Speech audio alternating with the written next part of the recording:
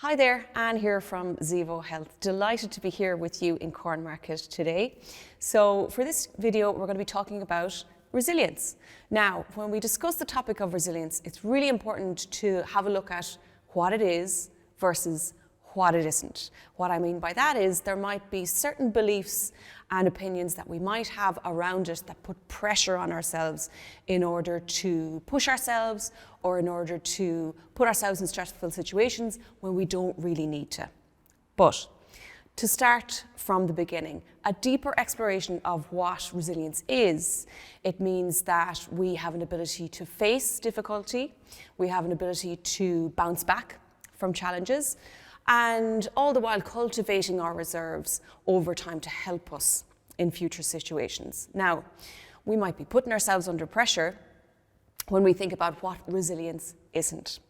It doesn't mean that you have to be the most laid-back person in the world. It doesn't mean that you never get stressed. It doesn't mean that you're not bothered by certain things that life may throw at you.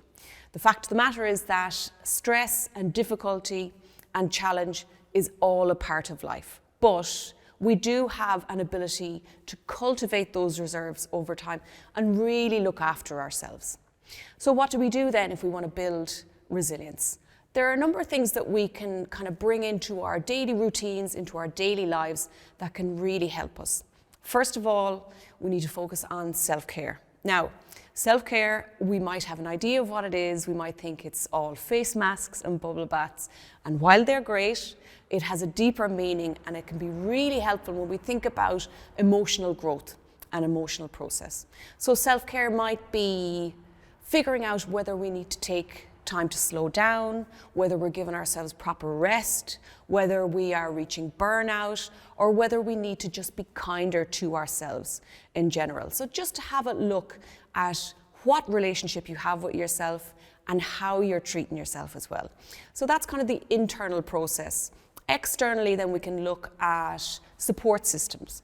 So finding those people in our lives that are good for us, that understand us, that can help us if we're having tough times or if we're working through challenges.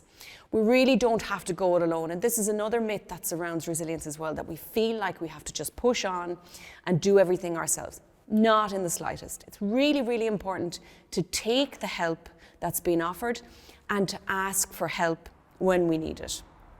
So another thing then to look at when we're dealing with resilience is to work on our reference points. And what I mean by that is to tap into different challenges that we would have had in our past and work through that sequence.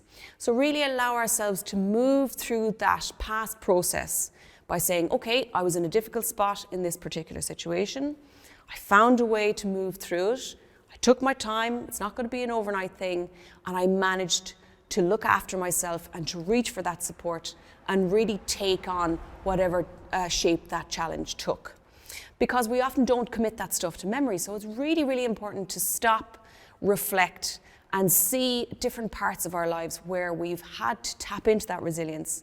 And resilience is something that's been built all the time. It's not something that we might be able to tap into in an abstract moment, but it comes out when we need it. And it is something that we can focus on and work on over time. If we think about that self-care piece, we think about that support system, and we think about knowing our references as well.